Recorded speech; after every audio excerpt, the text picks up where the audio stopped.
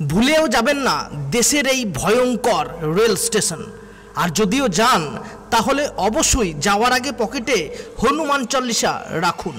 আজকে জানবো সেই ভয়ঙ্কর রেল স্টেশন বারক স্টেশন সম্পর্কে, যা অবস্থিত হিমাচল প্রদেশে। হিমাচল প্রদেশের সালান জেলার বারক স্টেশনটি অবশ্য সম্পূর্ণ ভৌতিক স্টেশন বলা যায় না। ভুতুরে জায়গাটি হলো সেখানকার একটি টানেল নাম্বার 33। এটি বারক স্টেশনের কাছেই অবস্থিত। আর এখানেই নাকি বহু অস্বাভাবিক কর্মকাণ্ডে চোখ পড়েছে বহু প্রত্যক্ষদর্শীর। বলা হয় যে এই টানেলটি ব্রিটিশ ইঞ্জিনিয়ার কর্নেল বারক তৈরি করেছিলেন।